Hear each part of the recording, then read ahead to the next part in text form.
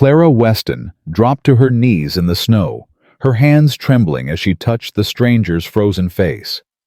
He wasn't moving. Two tiny bundles pressed against his chest, wrapped in a blood-soaked coat. Babies. Lord have mercy, they were babies. His cracked lips moved barely a whisper. Please. Save them. Not me. Just save them. Then his eyes rolled back, and he went still. Before we continue this incredible story, please subscribe to our channel and follow until the end. Comment your city below so I can see how far this story has traveled. The blizzard had been howling for 3 days straight.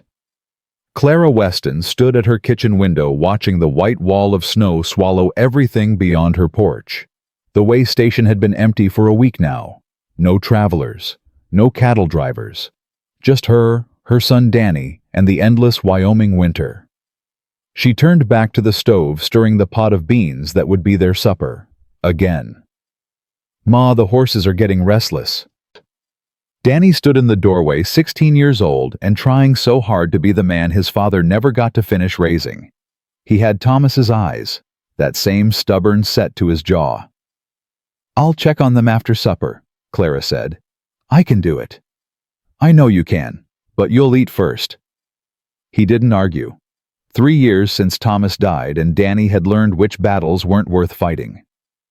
He sat down at the table, pulling his coat tighter, even though the fire was burning strong. Clara ladled beans into 2 tin bowls. The silence between them was comfortable, familiar. They'd learned to live in quiet spaces together. Then she heard it. A sound that didn't belong to the wind. A thump. Heavy. Against the front door. Danny's head snapped up. What was that? Clara held up her hand. She reached for the rifle above the mantel, the one Thomas had taught her to shoot before he taught her to love him. Her fingers wrapped around the cold metal. Another thump. Weaker this time. Stay here, she whispered. Ma, I said stay. She moved to the door, rifle raised. Her heart pounded against her ribs. Nobody came to the way station in weather like this. Nobody with good intentions, anyway. She pulled open the door. The wind hit her face like a fist. Snow swirled into the cabin, stinging her eyes. And there, collapsed against her porch railing, was a shape. A man. Big, broad-shouldered, covered in snow and something darker. Blood. Clara stepped forward, rifle still ready. Hey you. The man didn't move. She knelt down, brushing snow from his face. He was maybe 40-45. Dark hair matted with ice. A beard crusted with frost. His skin was gray, lips blue. But his arms were wrapped around something. 2 small bundles pressed to his chest, tucked inside his coat like he was trying to keep them warm with the last heat his body had. Clara's breath caught. Babies. 2 babies so small they couldn't be more than a few months old. Oh my God! She looked back toward the house.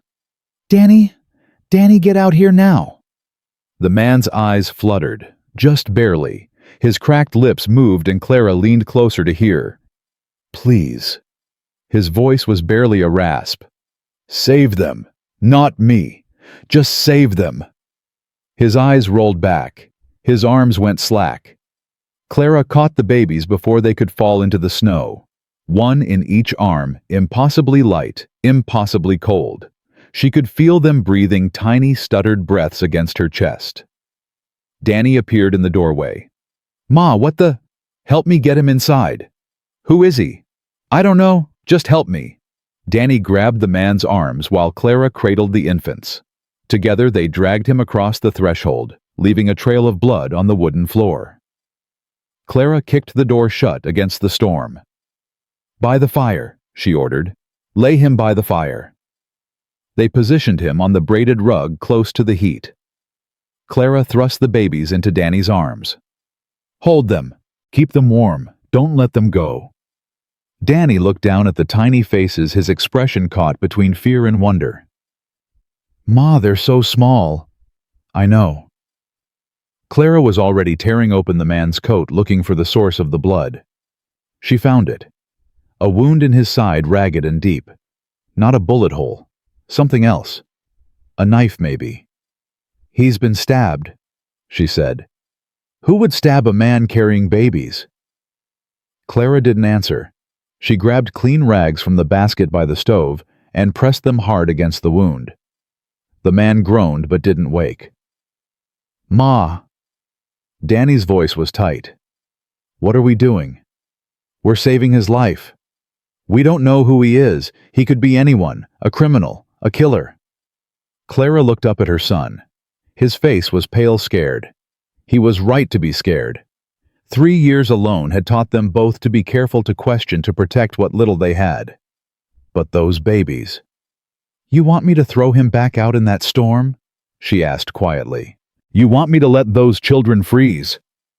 Danny's jaw tightened. He looked down at the infants in his arms. One of them made a small sound, a whimper that cut through the howling wind outside. "No, ma'am," he said finally. "I don't." "Then help me." For the next hour they worked. Clara cleaned and stitched the wound the best she could, using skills she'd learned from her mother and never thought she'd need. Danny kept the babies warm, feeding them drops of warm milk from a rag, watching them like they might break if he breathed too hard. The man didn't wake. His breathing was shallow, his skin still gray, but the bleeding had stopped. That was something. When Clara finally sat back, her hands were shaking. Blood stained her dress, her apron the floor around them. The fire crackled. The wind screamed outside. "Who do you think he is?" Danny asked. Clara wiped her hands on a clean rag. "I don't know." "Those babies. They look like him. Same dark hair." "They're his then. Must be. Where's their mother?" Clara looked at the man's left hand. No ring. But there was a pale line on his finger where one used to be. "Gone," she said quietly. "One way or another." Danny shifted the babies in his arms. They'd both fallen asleep, exhausted and finally warm. What do we do when he wakes up? We ask questions. And if we don't like the answers? Clara met her son's eyes. Thomas's eyes. Then we figure it out. The man didn't wake that night, or the next morning. He lay by the fire, breathing shallow but steady, while Clara changed his bandages and Danny tended to the babies. They found names stitched inside the infants' blankets. Charlotte, William, a girl and a boy. "Someone loved them," Danny said, running his finger over the careful embroidery. "Someone took time to make these." Clara nodded. She'd been thinking the same thing. These weren't the children of a man running from nothing. These were the children of a man who had something to lose. On the second afternoon, the blizzard finally broke. The sky cleared to a hard blue, and the world outside was buried in white. Clara stepped onto the porch, rifle in hand, scanning the horizon out of habit. Nothing. No movement. No riders. But something felt wrong. She couldn't explain it. Just a tightness in her chest, a prickle at the back of her neck. The same feeling she'd had the night before Thomas's accident, the night she'd begged him not to ride out to check on the cattle. He'd gone anyway. He'd always been stubborn that way. Clara went back inside. The man was still unconscious, but his color was better. Pink in his cheeks instead of gray. His breathing deeper. "He's going to wake up soon," she said. Danny looked up from where he sat, William asleep in his lap. "Good. You don't sound like you mean that." "I don't know what I mean, Ma." Danny's voice was tired. "I've been up 2 nights with these babies, and I don't even know this man's name. I don't know why someone stabbed him. I don't know why he was walking through a blizzard with 2 infants. None of this makes sense." Clara sat down across from him. "No, it doesn't." "So, why are we helping him?" She thought about that. Really thought about it. "Because your father would have," she said finally. "Because when Thomas found me, I was 17 years old, with nothing but a broken wagon and a dead horse. I was nobody. I had nobody. And he helped me anyway. He didn't ask questions first. He just helped. Danny was quiet for a long moment. I miss him. I know. Me too. He would have known what to do. Clara reached across and squeezed her son's hand. We'll figure it out. We always do. That evening the man opened his eyes. Clara was sitting by the fire mending one of Danny's shirts when she heard him stir. She set down her needle and moved closer, rifle within reach. His eyes were dark, almost black in the firelight. They focused, slowly moving from the ceiling to the walls to her face. Confusion. Then fear. Then something else. Where? His voice cracked. He tried to sit up and gasped, hand flying to his side. Don't move, Clara said. You'll tear your stitches. My children. Where are my children? Safe. They're sleeping. He tried to sit up again, and she pressed him back down with a firm hand on his shoulder. I said don't move. They're fine. They've been fed and warm for 2 days now. You're the one who nearly died. He went still. His eyes searched her face. 2 days. Blizzard kept up that long. You've been unconscious. Who are you? Clara Weston. This is my way station. You collapsed on my porch in the middle of a storm with 2 babies and a knife wound in your side. She crossed her arms. I think I'm the one who gets to ask questions. He stared at her. Then slowly he exhaled. Some of the tension left his shoulders. My name is Samuel Hartley. Sam. Those are my children. Charlotte and William. Their mother... His jaw tightened. Dead. 3 months now. Clara felt the weight of that word. Dead. She knew what it meant to carry that weight. How'd you get stabbed? Sam looked away. Toward the fire. The flames reflected in his eyes. There are men after me. Bad men. They'll be coming. Clara's hand moved toward the rifle. What kind of bad men? The kind that don't stop. That's not an answer. He turned back to her, met her eyes. I was a deputy sheriff, worked for a man named Garrett up in Montana. 3 months ago, a rancher named Victor Crane accused me of killing his brother, said I shot him over a land dispute. Did you? No, ma'am. I never even drew on the man. But Victor Crane has money. He has influence. He put a price on my head, $500, and he's got bounty hunters who don't care about truth. They just care about getting paid. Clara studied him. His face was open honest, but she'd known honest-looking men who were liars, and liars who told the truth when it suited them. Why should I believe you? You shouldn't. Sam's voice was quiet. You've got no reason to trust a word I say. I'm a stranger who bled all over your floor and put your family in danger just by being here. If you want me gone, I'll go, soon as I can stand. In this weather with 2 babies. I've walked through worse. You almost died walking through this one. Then I'll die trying. But I won't bring trouble to a woman who saved my life. That ain't who I am. Clara was quiet for a long moment. The fire crackled. Wind pressed against the windows. Who stabbed you? She asked. One of Crane's men. Caught up to me 3 days ago. I got away, but not clean. And you've been walking since... Yes, ma'am. With those babies. His eyes went soft. Soft and fierce at the same time. They're all I have left. I couldn't leave them. I won't leave them. Clara thought about Thomas. About the way he'd looked at Danny when he was born, like the whole world had shifted and rearranged itself around this one tiny person. You rest tonight, she said finally. We'll talk more in the morning.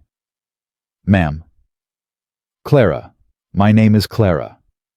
Sam nodded slowly. Clara. I meant what I said. I'll leave as soon as I can. I won't put you in danger. She stood, picking up her mending.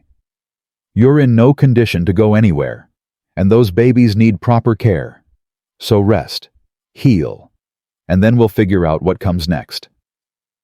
She walked to the doorway, then paused, looked back at him. "My husband used to say there are two kinds of men in this world. Men who run toward trouble and men who run from it. Which kind are you, Sam Hartley?" He met her eyes. "I used to run toward it. Now I'm just trying to keep my children alive." Clara nodded once. "Get some sleep." She left him by the fire. In the small bedroom off the kitchen, Danny was asleep in the chair Charlotte and William tucked into the dresser drawer they'd converted into a makeshift crib. Clara stood in the doorway watching them breathe. So small, so helpless. What had she gotten herself into? She didn't know. Couldn't know. But Thomas had always said that doing right wasn't about knowing. It was about choosing, even when you couldn't see where the road led. She'd made her choice. Now she had to live with it. Clara woke before dawn. The fire had burned low, and frost crept across the windows. She rose quietly, wrapped her shawl tight, and moved into the main room. Sam was awake, sitting up despite her orders with his back against the stone of the fireplace. His eyes were fixed on the door. "You should be resting," she said. "Couldn't sleep." "The pain." "No." He looked at her. "I keep listening. For hoofbeats." Clara felt that cold prickle again. That wrongness. "You think they're close?" "I don't know. I lost them in the storm, but men like that don't give up. They'll find my trail eventually. Find this place. Then we'll be ready." Sam shook his head. "You don't understand. Victor Crane doesn't want me arrested. He wants me dead, and anyone who helps me." He didn't finish. Clara walked to the window, looking out at the white expanse. The sun was just starting to rise, painting the snow pink and gold. "My husband died 3 years ago," she said quietly. "Horse threw him on the ridge trail, broke his neck. They told me to sell this place, move to town, said a woman couldn't run a way station alone." She turned to face Sam. "I buried him myself, dug the grave in frozen ground with my own 2 hands.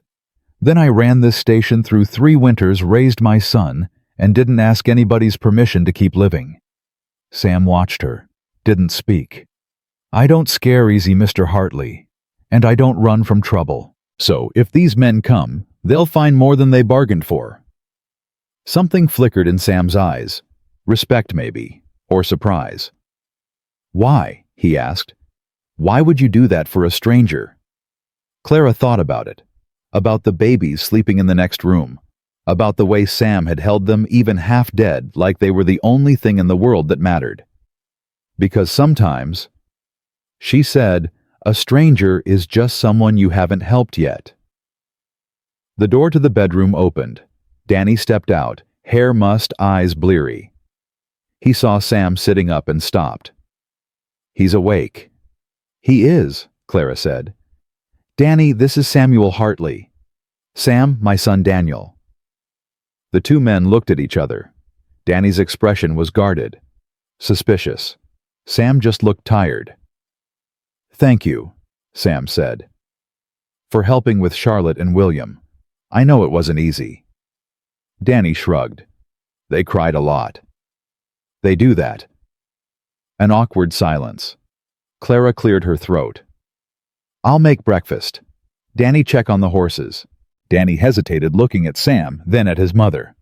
Something passed between them unspoken.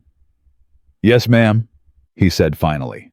He grabbed his coat and went out the back door. Clara watched him go, then turned to Sam. "He's protective." "He should be. He's also young, and scared, and trying too hard to be a man." Sam nodded slowly. "I had a son like that once, before Charlotte and William." Clara's hands stilled on the pan. Fever took him. 4 years ago. He was 7. The words hung in the air. Clara didn't offer platitudes, didn't say she was sorry. She knew how hollow those words sounded. "What was his name?" "James, after my father." She nodded. James is a good name. They didn't speak again while she cooked, but the silence felt different now, heavier, fuller. Danny came back in stamping snow from his boots. His face was tight. Ma. Something in his voice made her turn. What is it? Riders. On the ridge. 4 of them. Clara's heart seized. She looked at Sam. His face had gone pale. How far? Maybe 20 minutes out. They're moving slow. Like they're looking for something. Sam was already trying to stand. I have to go. You can barely walk. If they find me here, they won't. Clara grabbed the rifle from above the mantel and tossed it to Danny. He caught it eyes wide. You know how to use that, she said. Go to the barn, stay out of sight. If anything goes wrong, ride for town, get the sheriff. Ma, I'm not leaving you. You'll do as I say. Their eyes locked. Danny's jaw worked. For a moment, she thought he would argue, then he nodded. Yes, ma'am. He disappeared out the back. Clara turned to Sam. Can you move? I'll try. There's a root cellar, under the kitchen floor. It's cold, but they won't find you. She pulled aside the rug, revealing a trap door. Sam limped toward it, each step clearly costing him. He stopped at the edge. My children. Will stay with me. A widow with babies won't raise suspicions. A widow hiding a wounded man will. Sam looked at her. Something passed between them. Thank you, he said. Don't thank me yet. He lowered himself into the cellar, wincing. Clara dropped the blanket down after him. Stay quiet, no matter what you hear. She closed the trap door and replaced the rug. Then she went to check on the babies. Charlotte was awake, gurgling softly. Clara picked her up, held her close, felt the tiny heartbeat against her chest. Don't worry, little one, she whispered. I've got you. Hoofbeats, getting closer. Clara took a deep breath and went to answer the door. Clara opened the door before they could knock. 4 men sat on horseback in her yard, their coats dusted with snow, their faces hard as the winter sky. The one in front was older, maybe 50, with a gray mustache and a tin star pinned to his chest. His eyes swept over her, over the cabin, over everything. Morning, ma'am. He tipped his hat. I'm Marshal Thomas Garrett. We're looking for a man. Clara kept her hand on the doorframe.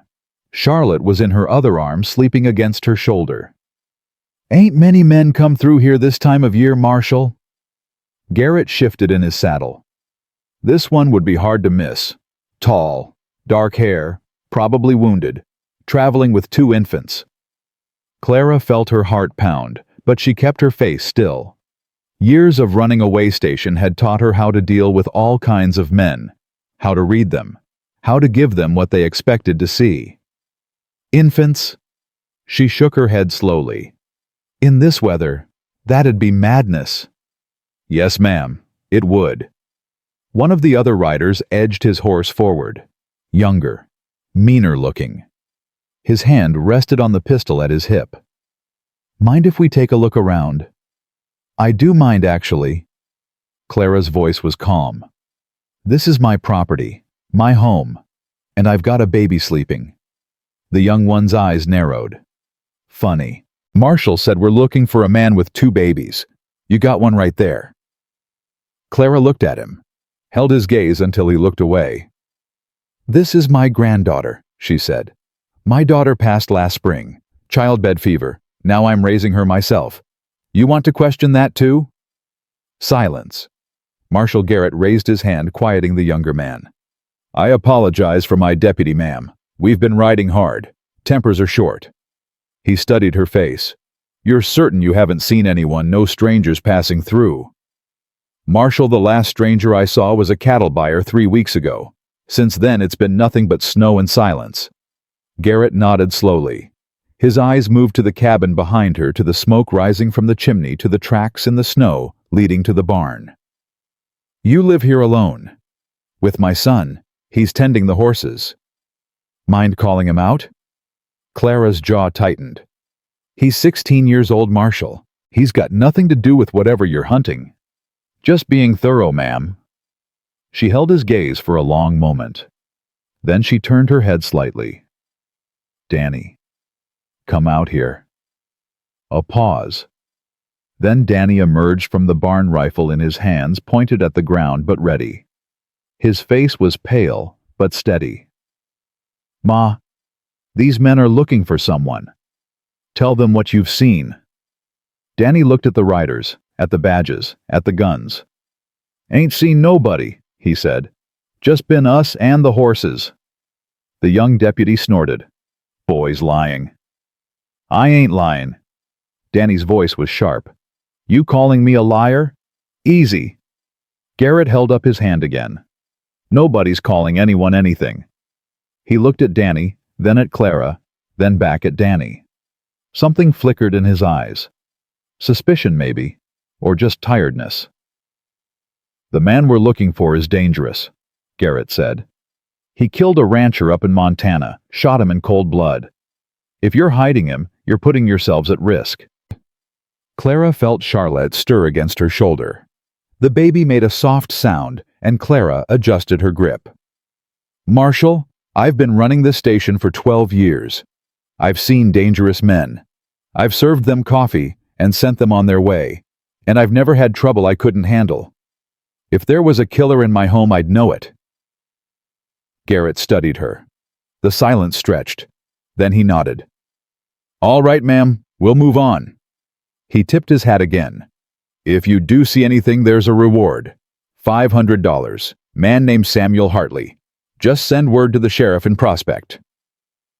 I'll keep that in mind. The riders turned their horses.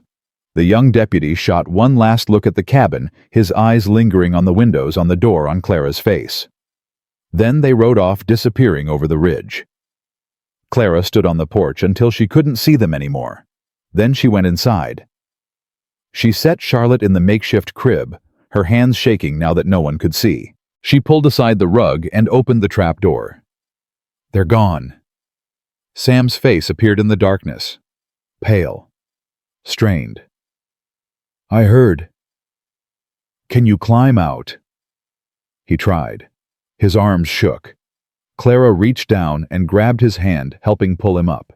He collapsed on the floor, breathing hard, his wound bleeding through the bandage. You tore your stitches.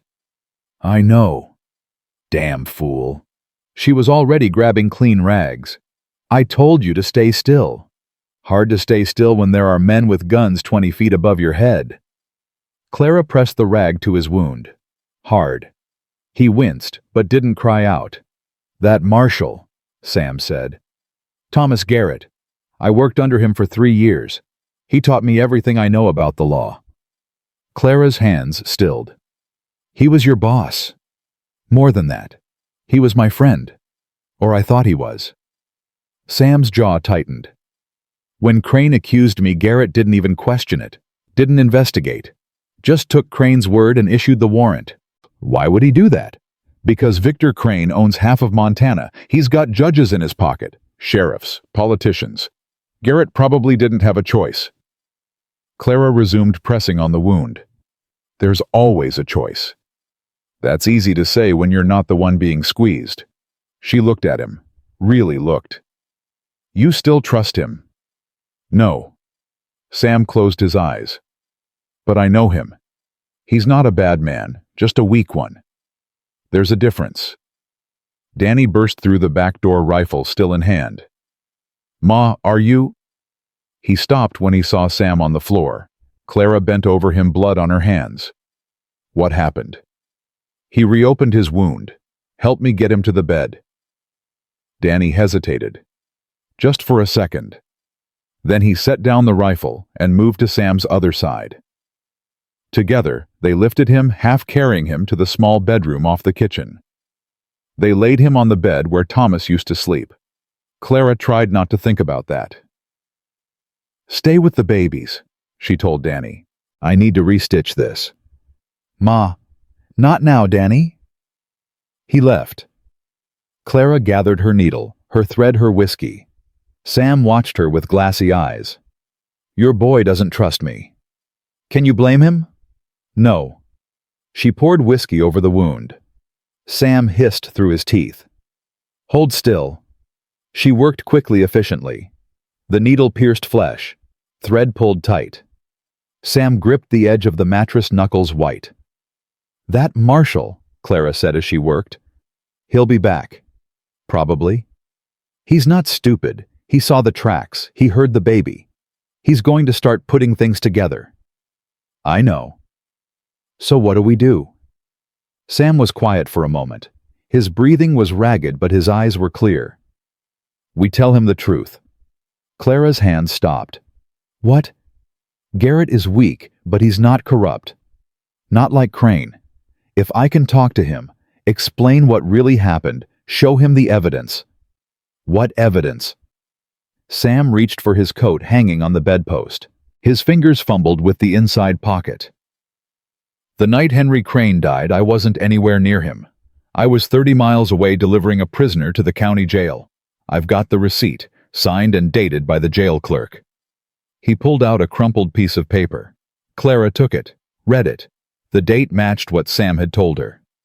If this is real, it's real. But Crane didn't care. He didn't want justice. He wanted someone to blame, and I was convenient. Why you? Sam's jaw worked. Because I knew the truth, about how Henry really died. Clara set down the needle. What truth? Victor killed him. The words hung in the air. Henry was going to change his will. Sam continued. Cut Victor out. Give everything to charity. Victor found out and he... Sam closed his eyes. I didn't see it happen, but I saw Victor that night, riding away from Henry's ranch, blood on his coat, and the next morning Henry was dead, and Victor was telling everyone I did it. Clara sat back. Her mind raced.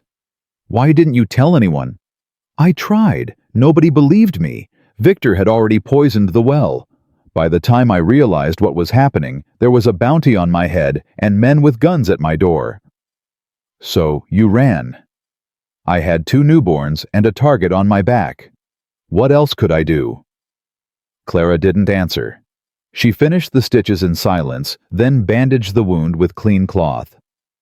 Rest, she said finally. We'll figure this out. Clara. I said rest. She left him there and walked into the main room. Danny was sitting by the fire, William in his arms, Charlotte sleeping in the crib. He looked up when she entered. How is he? He'll live.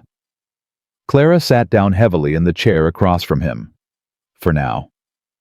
Ma, what are we doing? I don't know. Those men will come back. And when they do, I know. Danny's voice cracked. Pa would know what to do. Clara felt that familiar ache in her chest, the one that never quite went away. Your father was a good man, she said quietly. The best I ever knew. But he wasn't magic, Danny. He didn't always know the right answer. He just knew how to keep moving forward until he found one. And what's our answer? Clara looked at the babies. At William's tiny face, peaceful in sleep. At Charlotte's dark hair, so like her father's. We keep them safe, she said. Whatever it takes. The next morning, Ruth Holloway arrived. Clara heard the wagon before she saw it, the familiar creak and rattle that meant her oldest friend was coming to visit. She stepped onto the porch as Ruth pulled up her gray hair tucked under a wool cap, her face red from the cold. Heard there was excitement out here, Ruth said, climbing down from the wagon. Marshall came through town asking questions, wanted to know if anyone had seen a wounded man with babies. Clara's stomach tightened. What did you tell him? Told him I hadn't seen anything, which was true at the time. Ruth's eyes were sharp. But I've known you 30 years, Clara Weston, and I know when you're hiding something. Clara didn't say anything. Ruth stepped closer, lowered her voice. Is he here? Ruth. Don't lie to me. Is the man they're looking for in your house? Clara met her friend's eyes, the same eyes that had watched her marry Thomas, that had held her hand when she buried him, that had never once judged her for the choices she made. Yes, Ruth exhaled. Lord have mercy. He's not what they say he is. They say he's a killer. He's a father trying to protect his children. Ruth looked at the cabin, at the smoke rising from the chimney, at the snow-covered yard where no one had walked except Clara and Danny. You believe him? I do. Why? Clara thought about it, about Sam's eyes when he talked about his children, about the way he'd held them even half dead, even bleeding, even knowing he might not survive. Because I've seen liars, she said. I've served them coffee and watched them smile while they plan to rob me. I know what dishonesty looks like, and that man isn't lying. Ruth was quiet for a long moment. The marshal is still in town, she said finally. He's waiting, watching. He thinks you know something. I figured. He's got men posted on the roads. Anyone leaving your property will be followed. Clara's jaw tightened. Then we don't leave. Clara, we don't leave Ruth, not until Sam is healed, not until we figure out a way to prove he's innocent. Ruth shook her head slowly. You're going to get yourself killed. Maybe, but I'm not going to hand over an innocent man to be murdered, and I'm not going to let those babies become orphans. Ruth studied her. Then, unexpectedly, she smiled. Thomas always said you were the stubbornest woman in Wyoming. He was right. Ruth reached into her wagon and pulled out a basket. I brought supplies. Flour, salt, some dried beef. Figured you might need them. Clara took the basket. Her throat tightened. Thank you. Don't thank me yet. I'm about to do something stupid. Ruth climbed back onto her wagon. I'm going to talk to the marshal. Ruth, no. Not about you. About Victor Crane. Ruth's eyes were hard. My brother worked for Crane 10 years ago, before he disappeared. They said he ran off, but I never believed it. And now I'm hearing that Crane killed his own brother. She shook her head. Maybe it's time someone started asking questions. It's dangerous. So is everything worth doing? Ruth gathered the reins. Take care of those babies, Clara, and take care of yourself. She drove off. Clara watched her go, the basket heavy in her arms, her heart heavier. Inside, Danny was waiting. Who was that? Ruth. She brought supplies. Did she see him? No, but she knows. Danny's face went pale. Ma, she won't tell anyone. She's going to help us. How? Clara set the basket on the table. I don't know yet, but we're not alone anymore. She walked to the bedroom. Sam was awake, sitting up against the headboard. He'd heard everything through the thin walls. Your friend, he said. She's putting herself at risk. She knows. You should stop her. You ever tried to stop Ruth Holloway from doing anything? Sam almost smiled. Almost. I don't deserve this, he said quietly. Any of it. You don't know me. You don't owe me anything. Clara sat on the edge of the bed. When I was 17, she said, my family's farm burned down. Lightning strike.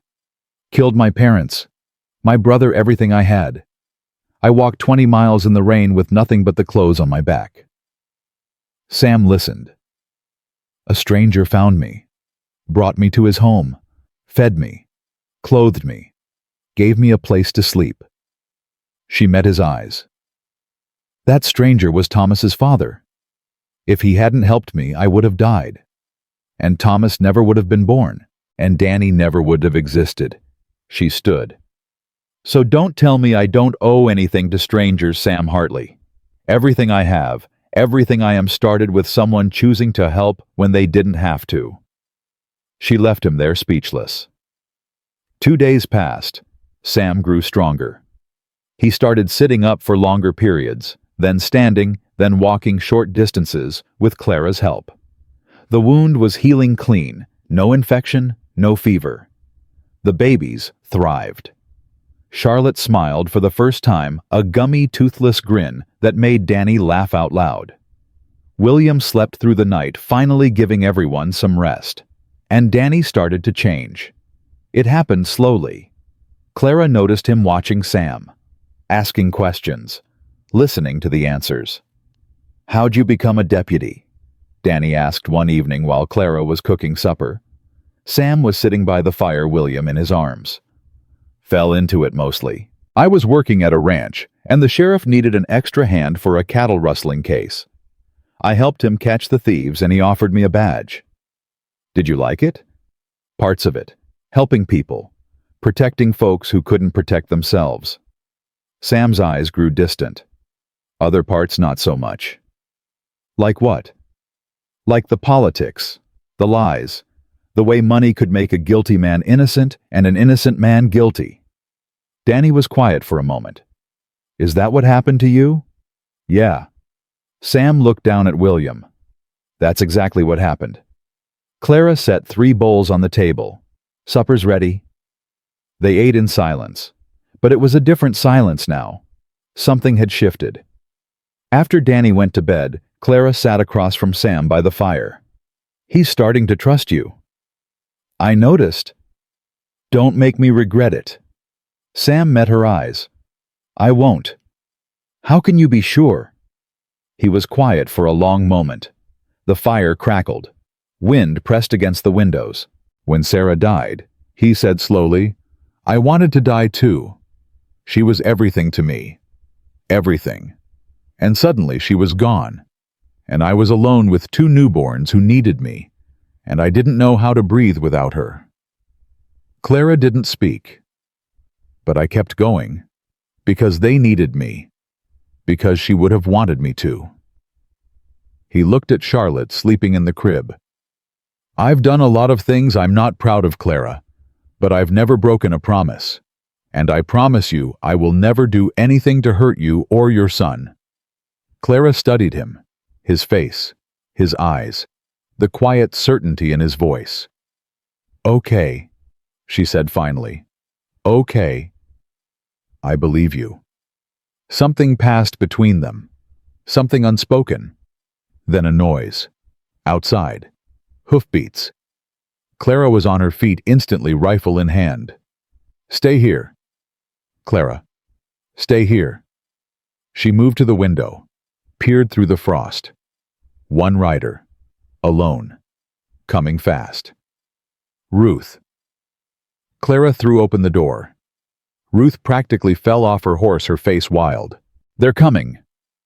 "Who?" "Crane's men, 6 of them. They arrived in town this afternoon. They know he's here, Clara. Someone talked." Clara's blood went cold. "Who?" "I don't know. But they're coming. Tonight." Sam appeared in the doorway.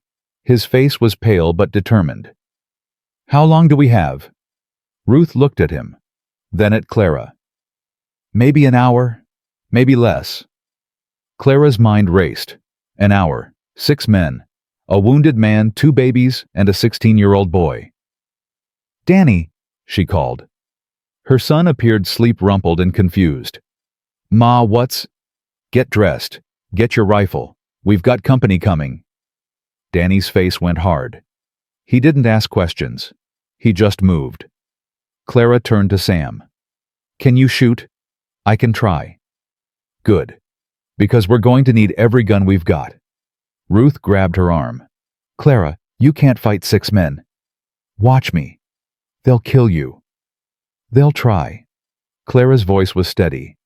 "But this is my home, and I don't give it up without a fight." She looked at Sam, at Ruth, at Danny emerging from his room with his rifle ready. Thomas used to say that courage isn't about not being scared. It's about being scared and standing your ground anyway. She raised her rifle. "Well, I'm scared, but I ain't running." Outside in the distance, hoofbeats thundered through the night. The hoofbeats stopped at the edge of Clara's property. She stood at the window, rifle ready, watching the shadows move in the moonlight. 6 riders, just like Ruth said. They spread out slowly, deliberately circling the cabin like wolves around wounded prey. Danny, take the back window. Yes, ma'am. Ruth, stay with the babies. Keep them quiet. Ruth gathered Charlotte and William, her face pale but steady. She'd known Clara long enough to know when arguing was pointless. Sam limped to the front window, a pistol in his hand. His face was gray with pain, but his eyes were sharp. They're not attacking, he said quietly. They're waiting. For what? For us to panic, to make a mistake. Clara's grip tightened on the rifle. Then we don't. A voice rang out from the darkness. Samuel Hartley. Sam went still. We know you're in there. Come out now and nobody else has to die. Clara looked at Sam. His jaw was clenched, his knuckles white on the pistol grip. Don't, she whispered. They'll burn this place down with everyone in it. They might. Or they might be bluffing. You willing to bet your son's life on that? The question hit her like a fist. She looked toward the back of the house where Danny was crouched by the window rifle ready, trying so hard to be brave. Come out, Hartley. You've got 1 minute. Sam moved toward the door. Clara grabbed his arm. What are you doing? Buying you time. Sam, listen to me. His voice was low, urgent. If I go out there, they'll focus on me. You take Danny and the babies and ride out the back. Head for town. Find Marshall Garrett. They'll kill you. Probably. I won't let you. Clara. He turned to face her. His eyes were soft, softer than she'd ever seen them. You saved my life. You saved my children. Let me save yours. No. Clara. I said no. Her voice cracked. I didn't pull you out of that snow to watch you die on my porch. I didn't stitch you back together to hand you over to murderers. If they want you, they'll have to go through me. Sam stared at her. Something shifted in his face. Something broke and healed at the same time. Why? He whispered. Why do you care so much? She didn't have an answer. Or maybe she did, but she wasn't ready to say it out loud. 30 seconds. Hartley? Danny's voice came from the back. Ma, I see 2 more circling around. They're trying to flank us. Clara's mind raced. 8 men now. 8 against 4, and 1 of them was wounded. 1 was a boy, and 1 was an old woman with 2 babies. Ruth, is there another way out? The root cellar. It opens up near the barn. Can you make it with the babies? Ruth's eyes widened. Clara, I'm not leaving you. You're not leaving. You're getting help. Ride to town. Find the marshal. Tell him what's happening. He won't believe me. Make him believe you. Ruth hesitated. Then she nodded, gathering the babies close. Be careful, she said. Always am. Ruth disappeared through the kitchen. Clara heard the cellar door open, then close. Time's up. The first shot shattered the front window. Clara ducked, glass raining down around her. Sam fired back 2 quick shots into the darkness. A man screamed. Danny, hold your position. I see them, Ma. More shots. The cabin walls splintered. Clara pressed herself against the floor, heart pounding. Sam, how many rounds do you have? 6, maybe 7. That's not enough. I know. Another volley of shots. Clara felt something hot graze her arm. She looked down. Blood. Not deep, but it stung like hellfire. Ma, Danny's voice was panicked. Ma, are you hit? I'm fine. Stay down. Sam crawled toward her, keeping low. His face was a mask of concentration. They're testing us, seeing how we respond. And we're responding like people who don't want to die. That's good. Means they'll be careful. Careful enough to wait us out. Maybe, if they think we have enough ammunition. Clara looked at the box of shells by the fireplace. Half full. Maybe 30 rounds. We don't. They don't know that. A new voice rang out from the darkness. Different from before. Smoother. More confident. Mrs. Weston, is it? Clara's blood went cold. She knew that voice. She'd heard it once before 3 years ago when a man in a fine coat had come to offer her money for her land. Victor Crane. "I believe we've met," Crane continued, "though I confess I didn't expect to see you under these circumstances." Clara said nothing. "I have no quarrel with you, Mrs. Weston. You're a respectable woman, a widow, a mother. I understand you're simply trying to do the right thing, but the man in your house is a murderer. He killed my brother, and I'm going to bring him to justice one way or another." Sam's hands were shaking, not from fear, from rage. "He's lying," Sam whispered. "Every word." "I know." Henry Crane was going to change his will, cut Victor out.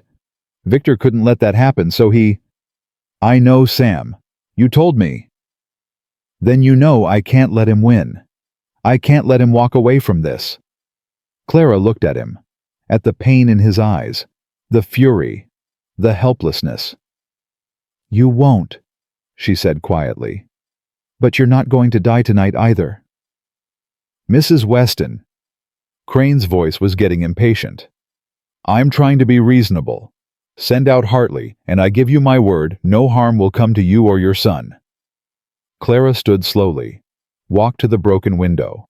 Her silhouette was visible in the lamplight, and she knew it. She wanted it. "Mr. Crane." Silence.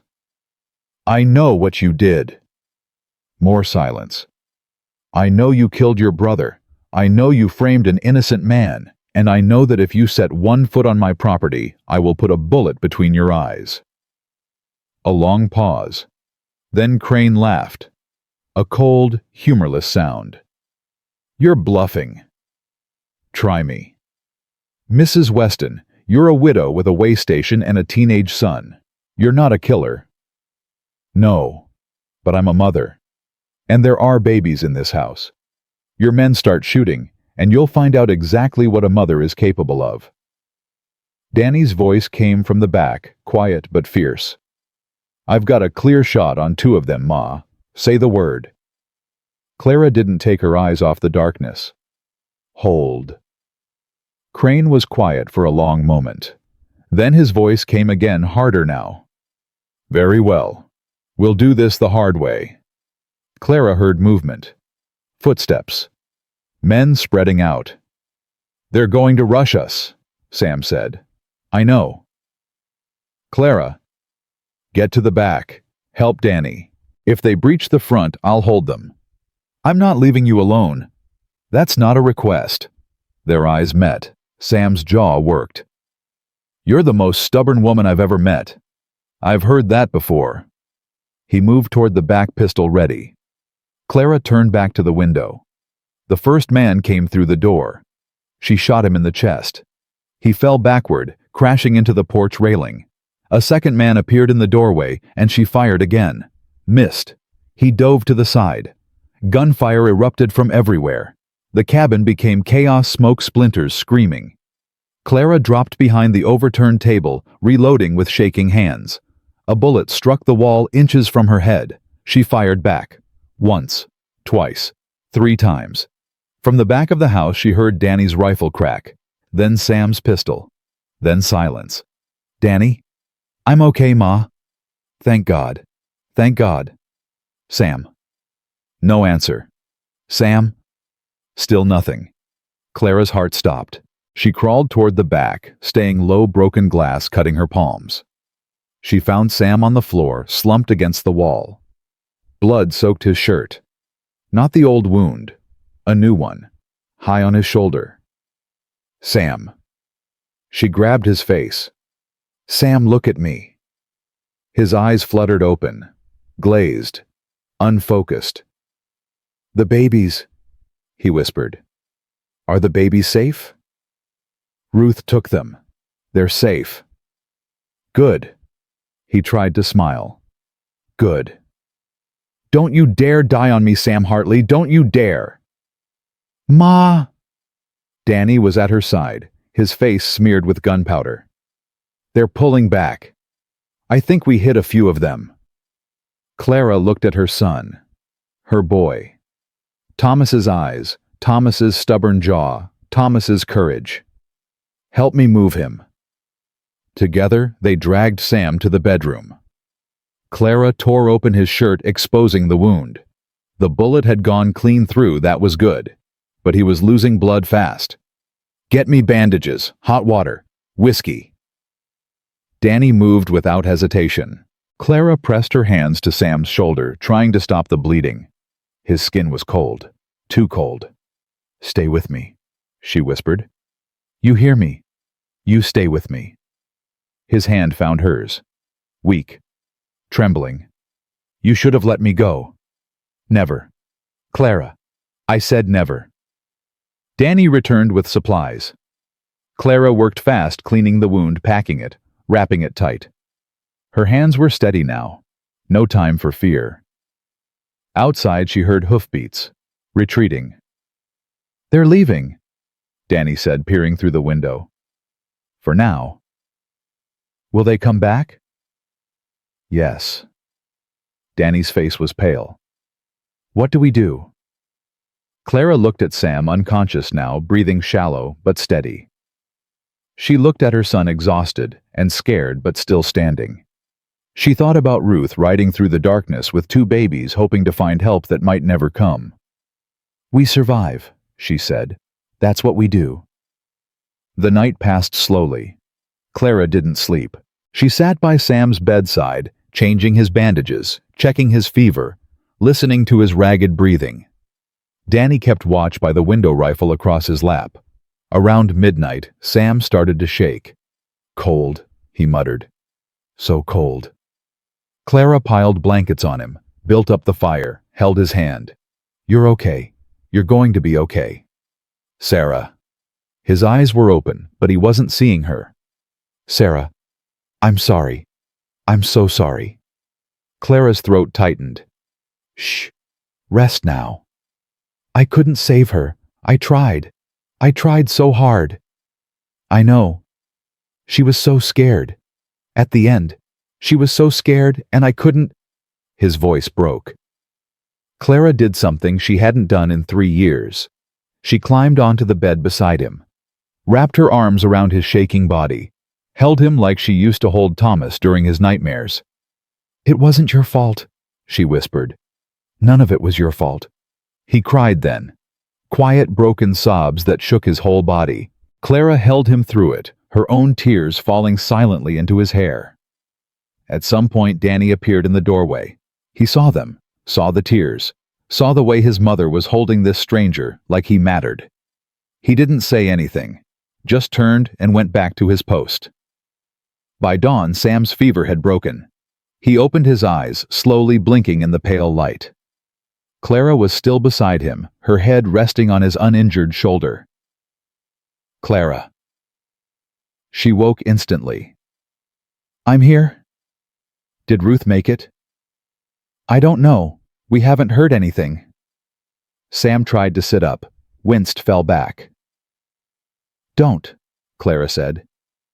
"You're not going anywhere. Crane will regroup. He'll come back with more men." "I know." "You should go. Take Danny. Leave me here. We've had this conversation." "Clara." "And the answer hasn't changed." He looked at her. Really looked. Like he was seeing her for the first time. "Why?" he asked. "Why won't you leave me?" She thought about all the reasons she could give. Because it was right. Because Thomas would have wanted her to. Because those babies deserved a father. But that wasn't the whole truth. And she was tired of half-truths. "Because I know what it's like to be alone," she said quietly. "To have nobody in your corner. To feel like the whole world has given up on you. And I won't do that to someone else. I won't be the person who walks away." Sam's eyes glistened. "You're not alone either," he whispered. "Not anymore." She didn't answer. Couldn't. The words were too big for the silence between them. Danny's voice broke the moment. "Ryder coming." Clara was on her feet instantly, rifle in hand. She moved to the window, heart pounding. One rider, coming fast, not Crane's men. The silhouette was wrong. "Wait," Danny squinted. I think it's the marshal. Clara's stomach dropped. Just one. Looks like it. Marshal Garrett rode into the yard alone, his hands raised. He stopped his horse 20 feet from the porch and called out, "Mrs. Weston, I'm not here to fight." Clara stepped onto the porch, rifle raised. "Then why are you here?" "Your friend Ruth found me last night. Told me what happened. Told me some things I needed to hear." And Garrett dismounted slowly. His face was tired, old. "I've been a lawman for 30 years. Thought I knew what justice looked like. But last night a woman rode into town with 2 babies and told me I was hunting an innocent man while a murderer walked free." He paused. "Made me think maybe I didn't know anything at all." Clara didn't lower the rifle. "You issued the warrant for Sam." "I did, based on evidence Victor Crane provided. Evidence he fabricated. I'm starting to believe that." Starting. Garrett reached into his coat. Clara's grip tightened. "Easy." He pulled out a piece of paper. "Ruth also told me about the receipt, the one that proves Hartley was 30 miles away when Henry Crane died." He held it up. "I wired the jail clerk this morning. He confirmed it. Samuel Hartley was in his custody that night. There's no way he could have killed Henry Crane." Clara felt something loosen in her chest, something that had been wound tight for days. "So what now?" Garrett took a deep breath. "Now I do my job, the real job, finding the truth and making sure the right man pays for his crimes. Victor Crane has money, power, influence. I know. He won't go quietly. No, he won't." Clara studied the marshal, his weathered face, his tired eyes, the weight of 30 years pressing down on his shoulders. "Why should I trust you?" Garrett looked at the ground, then back at her. "Because I taught Sam Hartley everything he knows about being a lawman. I was his mentor, his friend. And when he needed me most, I failed him." His voice cracked. "I believed the lie because it was easier, because Crane had power and I was scared. But I'm done being scared. I'm done choosing the easy path." He held out the paper. "This is Sam's freedom, his name cleared, his life back. All I need is for him to testify against Crane, tell the truth about what he saw that night." Clara looked at the paper, at Garrett, at the empty road behind him. "Crane's men attacked us last night, shot Sam, nearly killed us all." "I know. Ruth told me." "And you came alone." "Crane has people everywhere. Deputies, sheriffs, judges. I didn't know who to trust." Garrett's jaw tightened. "So I came myself." "That's either very brave or very stupid." "Probably both." Clara almost smiled. "He's inside, wounded but alive. You can talk to him." Garrett nodded and followed her in. Sam was sitting up when they entered, Danny beside him, pistol ready. When Sam saw Garrett, his face went hard. "Marshal." "Sam." Silence, thick and heavy. "I'm not here to arrest you," Garrett said. "I'm here to apologize." Sam's expression didn't change. "Apologize. I failed you. I believed Crane without question. I issued a warrant that nearly got you killed." Garrett's voice was rough. "I'm sorry. It doesn't change what happened, but I'm sorry." Sam stared at him for a long moment. "You were my friend Thomas. I trusted you more than anyone except Sarah." "I know. When she died, you were the first person I wanted to tell. And then 3 days later, you were hunting me like an animal." Garrett's face crumpled. "I know. Do you know what that felt like? To lose my wife and my best friend in the same week? To have nobody left in the world except 2 babies who couldn't even hold up their heads?" "I can only imagine." "No, you can't." The words hung in the air. Clara watched Sam's face, the anger, the betrayal, the grief. All of it raw and bleeding. Then slowly, something shifted. But you came, Sam said quietly. You didn't have to. You could have stayed in town, stayed safe, let Crane handle it. But you came. It was the least I could do. No, it was more than most would do. Sam extended his hand. Garrett looked at it, then took it. We're not friends again, Sam said. Not yet. Maybe not ever. But I believe you want to make this right. That's enough for now. Garrett nodded, blinking hard. That's more than I deserve. Yeah, it is. Clara cleared her throat. So, what's the plan? Garrett released Sam's hand and turned to her. Crane will try again. He has to. If Sam testifies, Crane hangs. He can't let that happen. So we're still in danger. Yes, but not alone. I've got 3 deputies I trust. Men who owe me, not Crane. I'm bringing them here. We hold this position until the federal marshal arrives from Cheyenne. When will that be? 2 days, maybe 3. Clara looked at Sam, at Danny, at the bullet holes in her walls, the blood on her floor, the broken windows letting in the cold. Then we hold, she said. Garrett nodded. I'll ride back to town, gather my men. We'll be back before nightfall. And if Crane attacks before then? He won't, not in daylight. Too many witnesses on the road. He'll wait for dark. You sure about that? Garrett paused at the door. No, but I'm betting our lives on it anyway. He rode off. Clara watched him go, then turned to Sam. Do you trust him? Sam was quiet for a moment. I trust that he feels guilty. And guilty men sometimes do brave things. That's not a yes. No, but it's the best I've got. Danny set down his pistol. Ma, what do we do now? Clara looked at her son, at Sam, at the chaos around them. We prepare, we rest while we can, and we pray that Garrett keeps his word. She walked to the kitchen, started a fire, put water on to boil. Normal things, domestic things, the kind of things that kept your hands busy while your mind raced. Sam's voice came from the bedroom. Clara, she walked back. Thank you, he said, for everything, for the babies, for not giving up on me. Don't thank me yet. We're not out of this.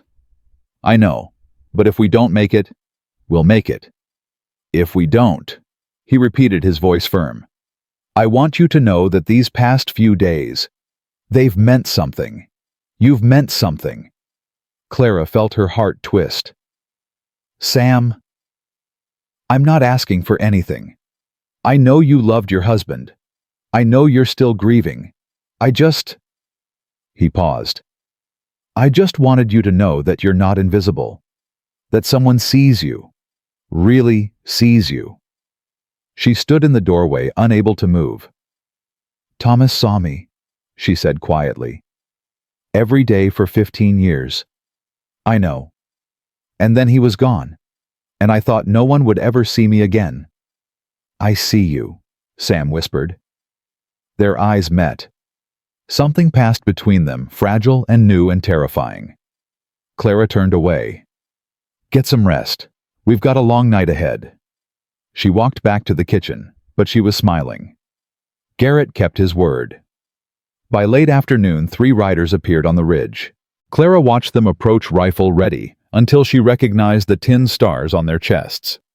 Deputies, young men with hard faces and steady hands. Garrett rode at the front. He dismounted and met Clara on the porch. Mrs. Weston, these are Deputies Miller, Hawkins, and Cole. They're good men.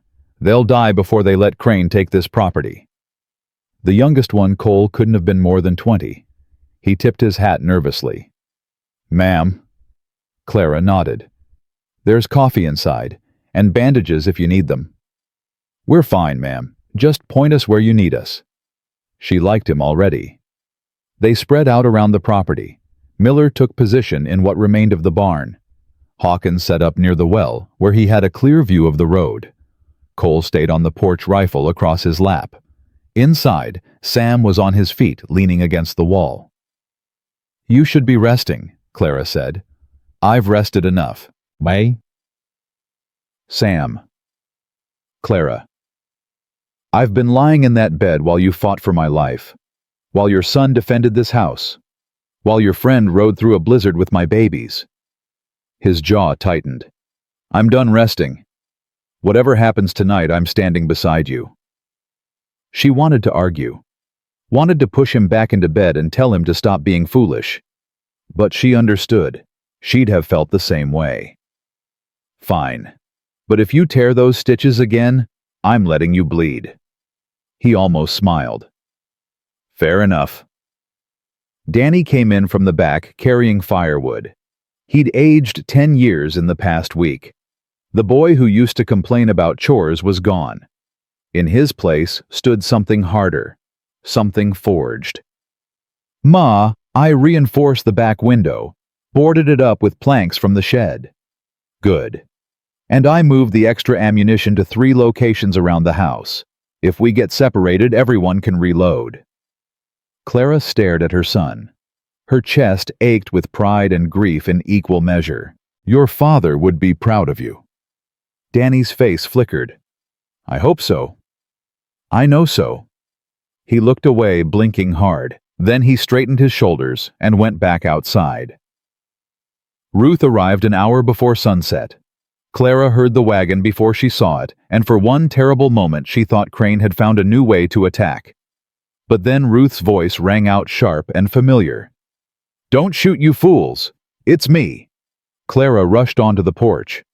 Ruth was climbing down from the wagon, her gray hair wild, her face exhausted but triumphant. And in her arms, wrapped in quilts, were Charlotte and William. "Oh, thank God." Clara took Charlotte, holding her close, breathing in her baby smell. "Thank God." "They were perfect," Ruth said. "Didn't cry once the whole ride. Slept like angels." Sam appeared in the doorway. When he saw his children, his whole body seemed to collapse with relief. He moved forward, took William from Ruth, pressed his face against the baby's cheek. "Hey there, little man," he whispered. "Daddy's here. Daddy's got you." Charlotte stirred in Clara's arms, opening her dark eyes. She looked up at Clara and smiled. Clara's heart broke a little. "They missed you," Ruth said quietly. "I missed them too." Ruth looked around at the deputies, at the boarded windows, at the bullet holes in the walls. "Looks like I missed some excitement." "You could say that." "Crane. Coming back tonight. Garrett thinks so anyway." Ruth nodded slowly. "Then I'm staying." "Ruth, you don't have to." "I'm staying, Clara. I didn't ride through a blizzard with 2 babies just to leave before the fight." Clara looked at her friend, at the stubborn set of her jaw, at the fire in her eyes. "Okay, but you're on baby duty. Keep them in the root cellar if things go bad." "Already planned on it." They moved inside. The house felt different now. Crowded, tense, but also somehow safer. More people to fight. More hands to help. More reasons to survive. Sam sat by the fire, William asleep in his arms, Charlotte in the cradle nearby. He watched them with an intensity that made Clara's chest tight. "They're beautiful," she said quietly. "They look like Sarah, both of them." His voice was soft. "Sometimes I look at them and I see her, the way she smiled, the way she laughed." "Tell me about her." Sam looked up, surprised. "You want to hear about Sarah?" "I do." He was quiet for a moment. Then he started talking. "We met at a barn dance. I was 22, dumb as a fence post, and convinced I was God's gift to women. She walked in wearing a blue dress, and I forgot how to breathe." Clara smiled. "I asked her to dance. She said no. Asked again. She said no again. Asked a 3rd time, and she told me if I didn't leave her alone, she'd break my nose." "What did you do?" "Left her alone. For about 10 minutes. Then I brought her a cup of punch and told her I'd keep my distance, but I just wanted her to know she was the most beautiful woman I'd ever seen. And she threw the punch in my face." Sam laughed softly. "But she was smiling when she did it. That's when I knew." "Knew what?" That I was going to marry her. Took me 3 years to convince her, but I did. Clara watched his face as he talked. The love there, the loss, the way grief and joy lived side by side in his eyes. She sounds wonderful. She was. Stubborn as a mule, smarter than anyone I knew, kind in ways that surprised you. He paused. She would have liked you. Clara felt heat rise to her cheeks. You think so? I know so. She always said she could tell a person's character by how they treated strangers. And you? He looked at her. You took in a dying man and his babies without asking for anything in return. Sarah would have loved that. Something passed between them, unspoken, fragile. Then Garrett appeared in the doorway. Sun's going down. Everyone in position. The moment shattered. Clara stood reaching for her rifle. Danny? Already at his post, ma'am. Ruth? Ready. Clara looked at Sam. Can you shoot with that shoulder? I can try. Good enough. They moved to their positions. Clara at the front window, Sam by the door. Garrett on the porch with Cole, Miller and Hawkins in the darkness outside. The sun sank below the horizon, and the world turned to shadow. For an hour, nothing happened. Clara stood at the window watching, waiting, her muscles tight with anticipation. The silence was worse than gunfire. At least gunfire meant something was happening. This was torture. Maybe they're not coming, Danny whispered from his position. They're coming, Garrett said. Crane doesn't give up. Not when he's this close. How do you know? Because I know him. I've dealt with men like him my whole life. They don't stop until they get what they want, or until someone stops them permanently. Clara's grip tightened on the rifle. Then she heard it. Hoofbeats. Distant at first, then closer, then everywhere. Here they come. Miller's voice from the darkness. Clara counted shapes in the moonlight. 8. No 10, no more. Too many to count. How many men does Crane have? She asked. As many as his money can buy, Garrett said grimly. The first shot came from the ridge. It hit the porch railing, sending splinters flying. Cole fired back. Hawkins opened up from the well. The night exploded into chaos. Clara aimed and fired, aimed and fired. Her arms ached, her ears rang. But she didn't stop. They're flanking left, Danny shouted. I see them. Sam was at the side window firing with his good arm, his wounded shoulder pressed against the wall. A man appeared at the front door, kicking it in. Clara spun and shot him in the chest. He fell backward, crashing into the porch. Another came through the broken window. Danny was on him before Clara could react, swinging his rifle like a club. The man went down hard. Ma, I'm okay. Keep fighting. Garrett was on the porch back to back with Cole, firing into the darkness. Clara saw a muzzle flash, heard Cole cry out, watched him crumple. Cole's down, Garrett shouted. Clara ran to the door. Cole was on his back, clutching his stomach, blood seeping through his fingers. Get him inside. She grabbed his arms and dragged him into the cabin. His face was white, his breathing shallow. Hold on, she said. Just hold on. Ma'am. His voice was barely a whisper. Tell my mother. You'll tell her yourself. Now shut up and let me work. She tore open his shirt. The wound was bad. Too much blood. Too deep. Ruth, Clara screamed. Ruth, I need you. Ruth emerged from the root cellar, her face pale. When she saw Cole, she sucked in a breath. Oh, Lord. I need bandages, hot water, anything. Ruth moved fast. Clara pressed her hands to the wound, trying to stop the bleeding, knowing it probably wouldn't work, but trying anyway. Cole's eyes were glassy, unfocused. Ma'am, don't talk. Save your strength. It doesn't hurt anymore. Clara's heart cracked. That's good. That means you're going to be fine. He smiled. Just a little. Then his eyes closed. Clara kept pressing, kept trying, but she knew. She knew even before Ruth touched her shoulder. Clara, He's gone. She sat back. Her hands were covered in blood. A boy's blood. A boy who'd come to help her and died on her floor. Ma. Danny's voice was panicked. Ma, there's too many of them. Clara stood, grabbed her rifle, walked back to the window. Something had changed inside her. The fear was gone. In its place was something cold, something hard. Garrett, she shouted.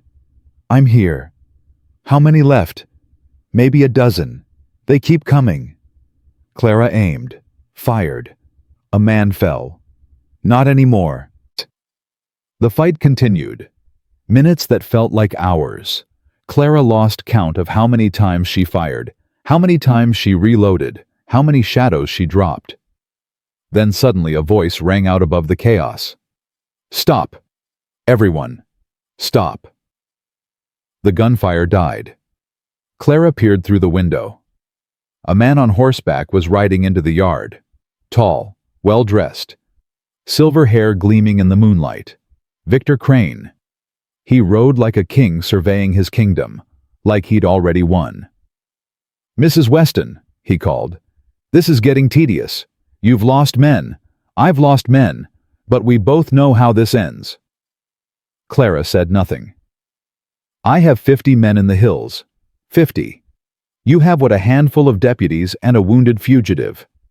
This is mathematics, Mrs. Weston. Simple mathematics. What do you want, Crane? I want Samuel Hartley. Give him to me and this ends. You keep your ranch. Your son lives. Everyone walks away. Clara looked at Sam. He was standing by the window, pistol in hand, his face a mask of resignation. Don't, she whispered. Clara, he's right. He'll kill everyone. I don't care. I care. He started toward the door. Clara grabbed his arm. Sam, no. If I go out there, you survive. Danny survives. The babies survive. And you die. That's the trade. It's not worth it. He turned to face her. His eyes were soft, sad, certain. Yes, it is. Sam, Clara. He touched her face, gentle, tender. You saved my life. You saved my children. You gave me something I thought I'd lost forever, hope. Let me give you something back. Not this. Not your life. It's the only thing I have left to give. Tears streamed down her face. She didn't try to stop them. I can't watch you die. Then close your eyes. He kissed her forehead, soft, brief, a goodbye. Then he walked toward the door. Sam, Danny's voice, sharp, desperate. Sam, wait. Sam paused. Danny ran to him, his face fierce. You can't go, you can't. The babies need you. Ma needs you. He stopped, swallowed hard. I need you. Sam looked at the boy, at Thomas's eyes and Thomas's son's face. Take care of them, Sam said quietly. All of them. Can you do that? Danny's jaw trembled. I don't want to. I know. But can you do it? A long moment. Then Danny nodded. Yes, sir. Good man. Sam turned back toward the door, and that's when they heard it. Hoofbeats, coming fast, from the east. Crane heard it too. His head snapped toward the sound. What the... Riders poured over the ridge. A dozen, 2 dozen, more. They came in a wave, torches blazing, rifles raised. At the front rode a man with a silver star on his chest, a star bigger than Garrett's. The federal marshal. Crane's face went pale. No, that's impossible. The marshal reined in his horse, his voice booming across the yard. Victor Crane, by authority of the United States government, you are under arrest for the murder of Henry Crane and the attempted murder of Samuel Hartley. Crane's men looked at each other. Some dropped their weapons. Others tried to run. The marshals cut them off, surrounding them like wolves around sheep. Crane himself sat frozen on his horse, his face a mask of disbelief. This is a mistake, he said. I'm a respected citizen. I have rights. You have the right to remain silent, the marshal said. I suggest you use it. Two deputies pulled Crane from his horse and clapped him in irons. He struggled, cursed, threatened. It didn't matter. It was over. Clara stood on the porch, watching it all unfold like a dream. Her legs felt weak. Her hands were shaking. Blood and gunpowder covered her dress. Sam was beside her, alive, breathing. How? She whispered. The marshal wasn't supposed to arrive for 2 more days. Ruth appeared in the doorway, a smile on her tired face. I might have sent a few extra telegrams, she said. To the governor, to the federal office, to anyone I thought might listen. She shrugged. Turns out some people still believe in justice. Clara stared at her friend. Then she started laughing. It wasn't funny. Nothing about this night was funny. But she couldn't stop. The laughter bubbled up from somewhere deep inside, mixing with tears, with relief, with exhaustion. Sam's arm came around her shoulders, and she leaned into him, still laughing, still crying, still shaking. It's over, he said softly. Is it? Yeah, it really is. Danny appeared beside them, his rifle still in hand, his face smeared with dirt and gunpowder. Ma, you okay? Clara pulled him into a hug, held him tight. I'm okay, baby. We're all okay. From inside the house came the sound of crying. Charlotte and William finally awake, demanding attention. Sam looked toward the sound, then back at Clara. I should go, she said. They need their father. He squeezed her hand once, then went inside. Clara stood on the porch watching the marshals round up Crane's men, watching Garrett shake hands with the federal marshal, watching the first light of dawn break over the ridge. Danny stood beside her, quiet. Ma, yeah. What happens now? Clara thought about it, about the bullet holes in her walls, the blood on her floor, the deputy who'd died protecting her home, but also about the man inside holding his babies, about the way he'd looked at her, about the words he'd said. Now we rebuild, she said, same as always. And Sam. The babies. Clara watched the sunrise paint the sky pink and gold. I don't know, she said honestly, but I think maybe we figure it out together. Danny nodded slowly. Pa would have liked him. Clara felt her eyes burn. Yeah, she whispered. I think he would have.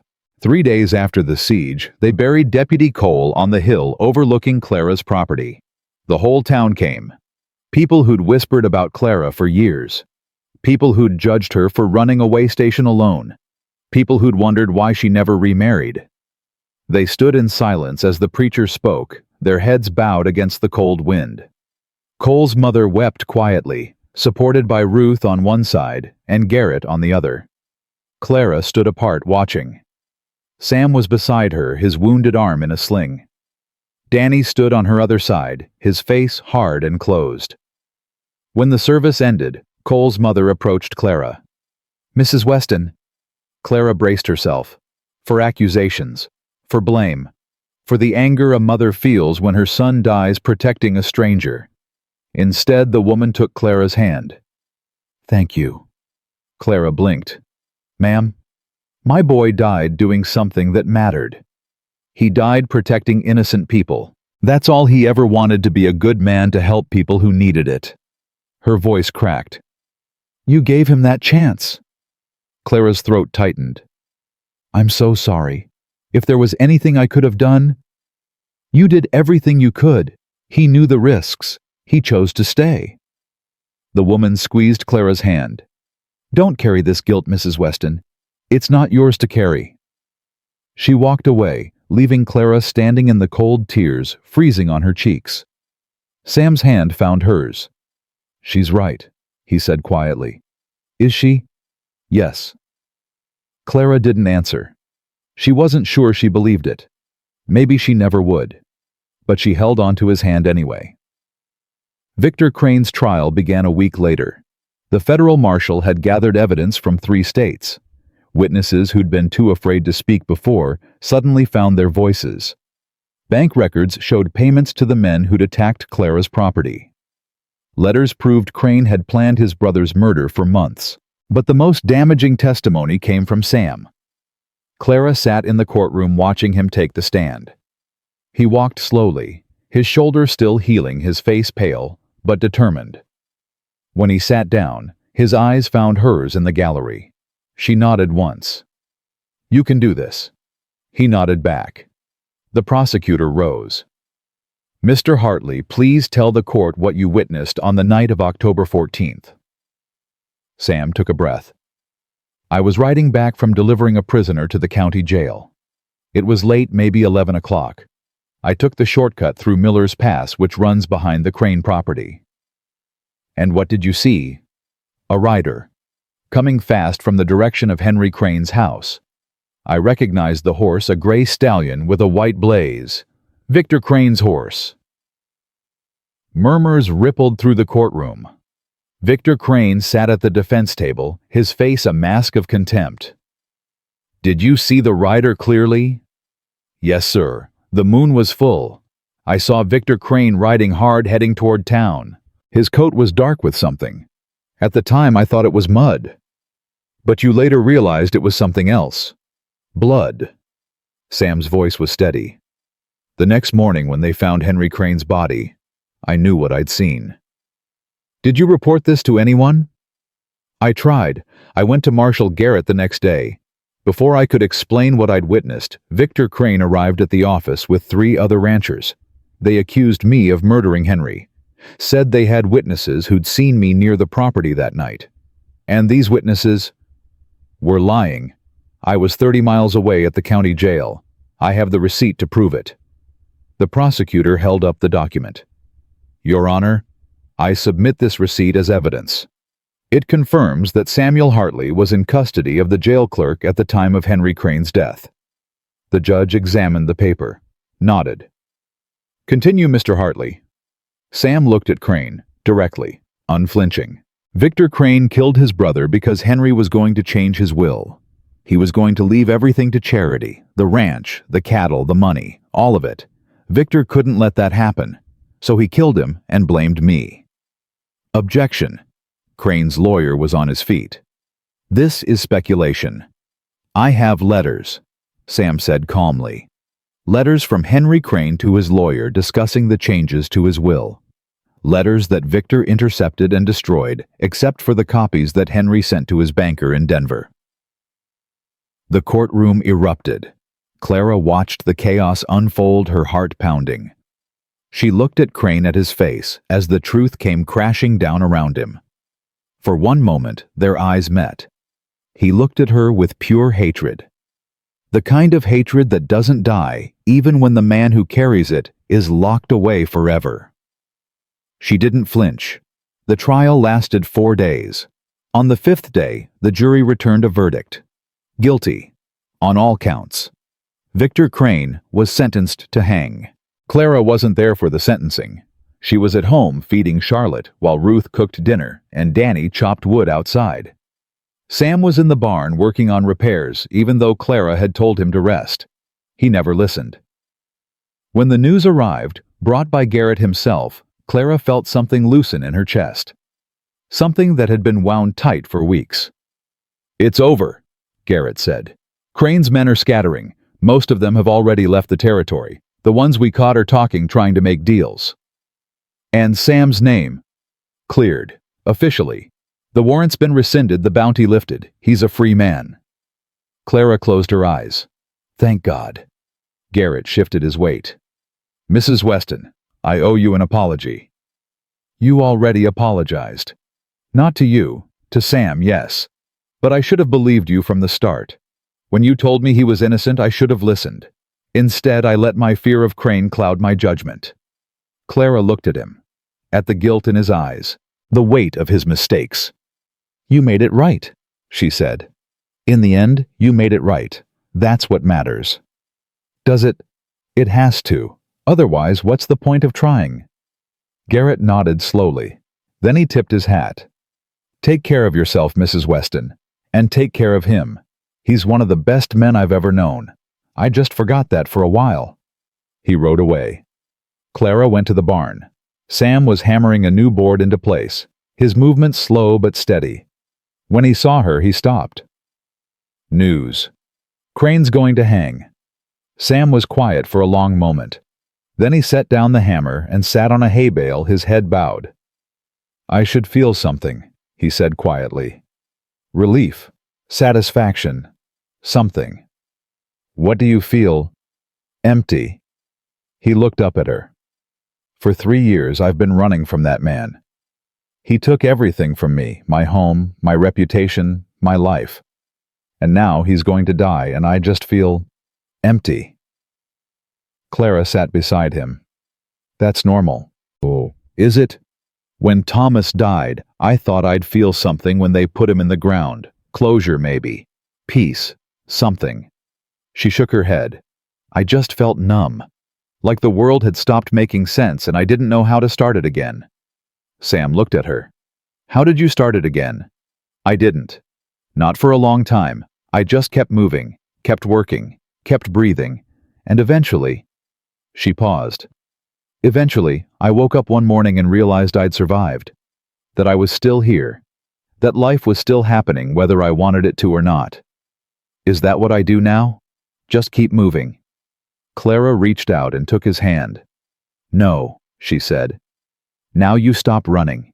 You plant your feet. You build something worth keeping." He looked at their joined hands, then at her face. "Here.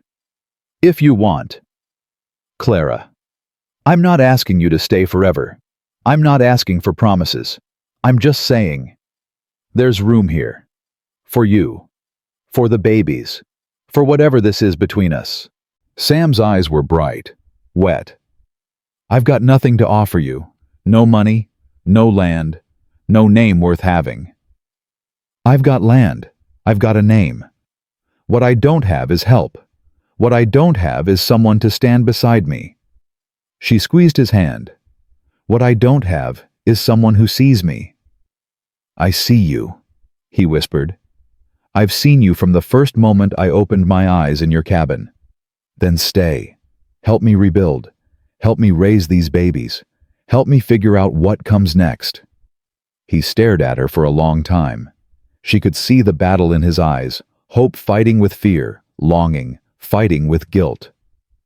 "Sarah," he started. "Sarah would want you to be happy," Clara said gently.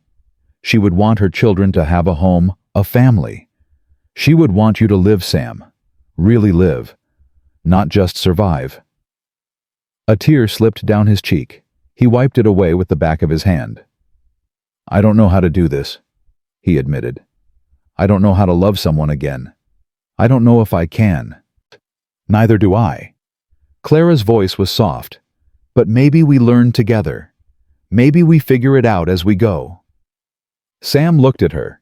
At this woman who'd saved his life, protected his children, stood beside him against impossible odds. "Okay," he said finally. "Okay. I'll stay. I'll help. I'll try." Clara smiled. A real smile. The first one in years. "That's all I'm asking." Spring came slowly that year. The snow melted in patches, revealing brown earth and stubborn grass. Clara's property began to heal new boards on the barn. Fresh glass in the windows, bullet holes patched and painted over.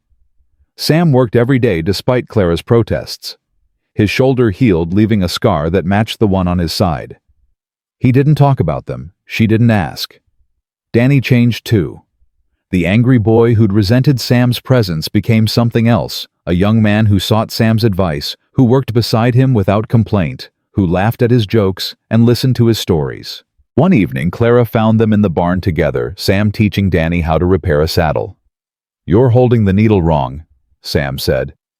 "Like this. See? I'm trying. Try harder. Your ma's watching." Danny looked up, saw Clara in the doorway and grinned. "He's a slave driver, Ma. Worse than Pa ever was." Clara's heart clenched at the casual mention of Thomas, but it didn't hurt the way it used to. "Good," she said. "You need a slave driver. Builds character. Sam smiled at her over Danny's head, a private smile, just for her. She smiled back. The babies grew.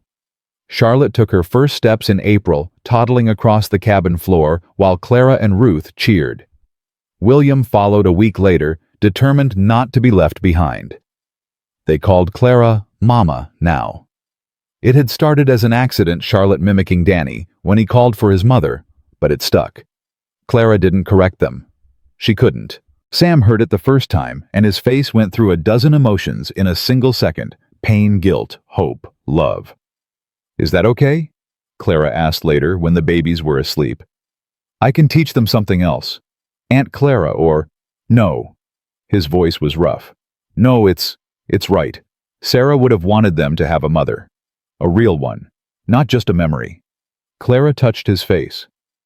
"She'll always be their mother. Nothing changes that." "I know. But you're their mother too now.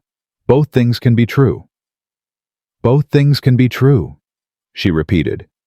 He kissed her then, soft and slow. The first real kiss they'd shared. It tasted like tears and hope and the beginning of something new. Summer brought travelers. The way station came back to life. Cattle drivers stopped for food and rest. Families passed through on their way west. Even a few soldiers from the fort up north, drawn by word of Clara's cooking and Sam's fair prices. Ruth came by every week bringing gossip and supplies and unsolicited advice. "You should marry him," she said one afternoon while Clara was hanging laundry. "Ruth, I'm serious. People talk. People always talk. They talk less about married women." Clara looked at her friend. "Is that why I should marry him, to stop people talking?" Ruth smiled. "No, you should marry him because you love him. The talking is just a bonus." Clara didn't deny it. Couldn't. "He hasn't asked."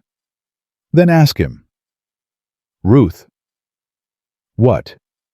"It's 1883. Clara. Women can ask for what they want now." Clara shook her head, but she was smiling.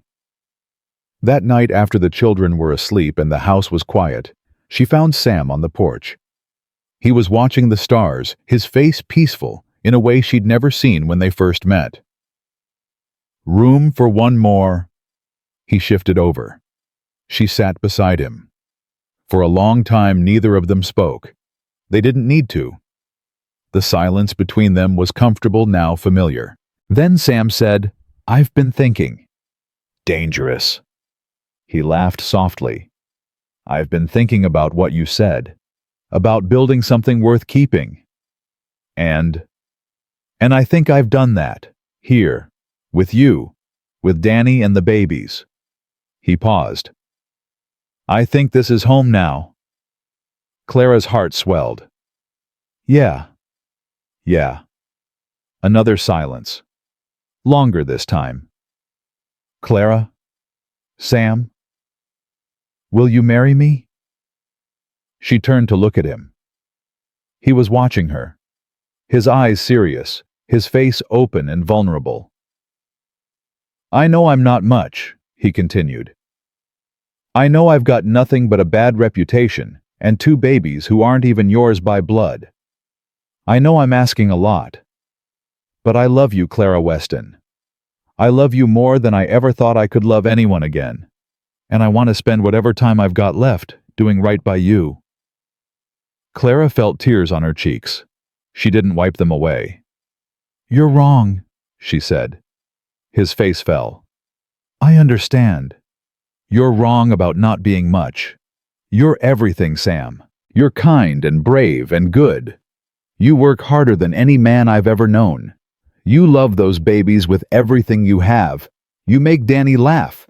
You make me feel like I'm not alone anymore." She took his hand. "Yes. Yes, I'll marry you." His face transformed. The doubt, the fear, the uncertainty, all of it washed away, replaced by pure, uncomplicated joy. He pulled her into his arms and held her tight. "Thank you," he whispered against her hair. "For what?" "For opening your door. for saving my life, for giving me something worth living for." Clara held him back, held on like she'd never let go. "Thank you for knocking." They married in October, exactly 1 year after Sam had collapsed on Clara's porch. The whole town came, even people who'd doubted, even people who'd whispered. They brought food and gifts and goodwill, crowding into the small church like they'd always believed in this love story. Ruth stood beside Clara, tears streaming down her face. "Thomas would be happy," she whispered. Clara looked at her. "You think so? I know so. He always said you deserved someone who could match you, someone as stubborn and fierce and good as you are." Ruth squeezed her hand. "He found you, Clara. Even from the grave, somehow he found you." Clara didn't cry. She'd cried enough. Instead, she smiled. The preacher asked if anyone objected. No one did. Sam said his vows with a voice that shook but never broke. Clara said hers with a voice that was steady and sure. When they kissed, the church erupted in cheers. Danny stood in the front row, William in his arms, Charlotte at his feet.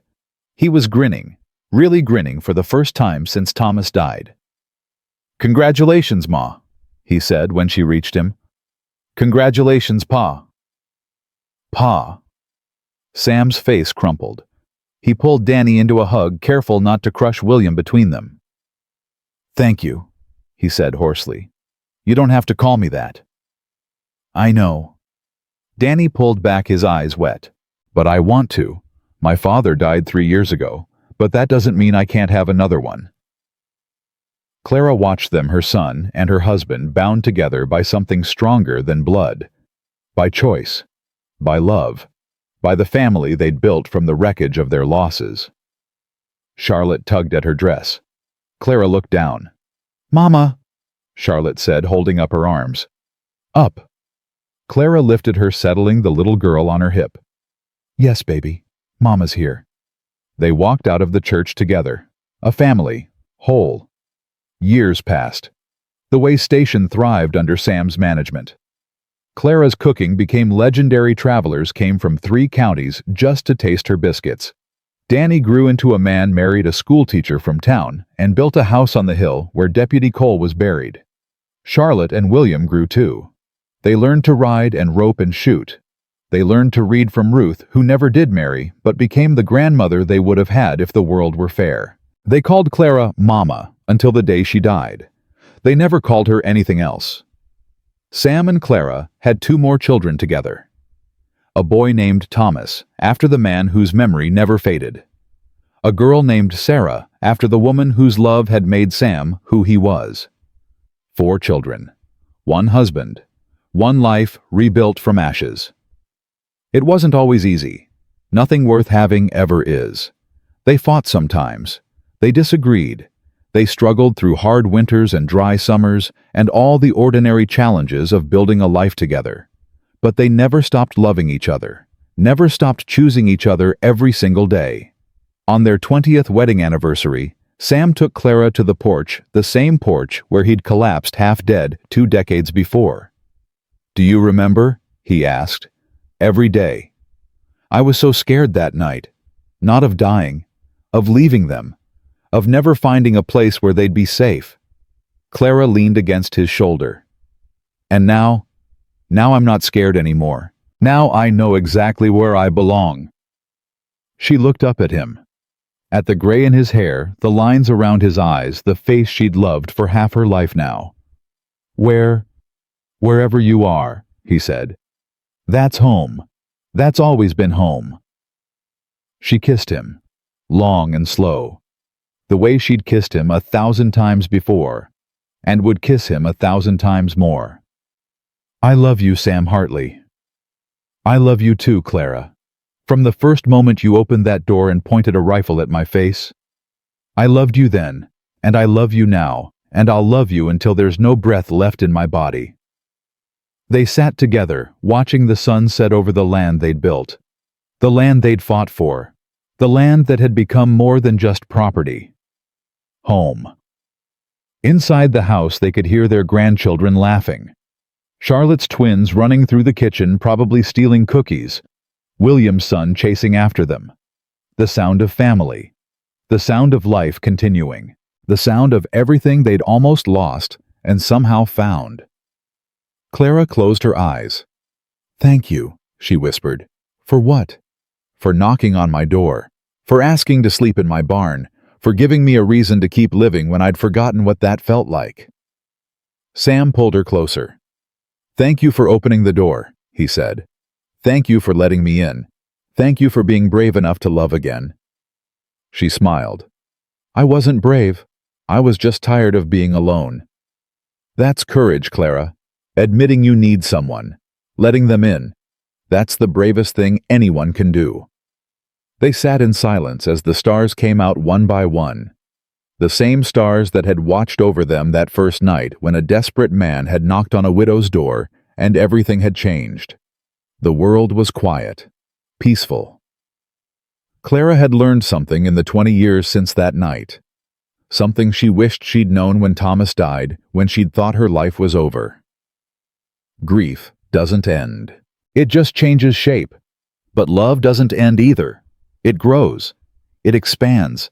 It makes room for new people, new chapters, new beginnings. She'd lost so much. They both had. But they'd found something too. Something worth all the pain, all the struggle, all the fear. They'd found each other. And that in the end was enough. It was everything. Clara Weston Hartley died in her sleep at the age of 73, with Sam beside her holding her hand. He followed her 6 months later, unable to imagine a world without her in it. Their children buried them together on the hill, overlooking the way station. Next to Thomas. Next to Sarah. Next to Deputy Cole, whose sacrifice had made everything possible. The headstone was simple, just their names and 2 lines. They found each other in a storm. They built a home in the ruins. They loved until the end. Danny read the words at the funeral, his voice steady, even as tears rolled down his weathered cheeks. "My mother used to say that courage isn't about not being scared. It's about being scared and standing your ground anyway." He looked at his family, at Charlotte and William, gray-haired now themselves, at his own children and grandchildren, at all the lives that existed because one night a desperate man had knocked on a stranger's door. She was the bravest person I ever knew, and so was he. They taught me that love isn't something you find, it's something you build. Board by board, day by day, choice by choice. He placed his hand on the headstone. "Rest now, Ma. Pa, you've earned it." The wind picked up, carrying the scent of sage and snow. And somewhere in the space between memory and eternity, Clara and Sam walked together toward a light that never faded. Home at last, forever.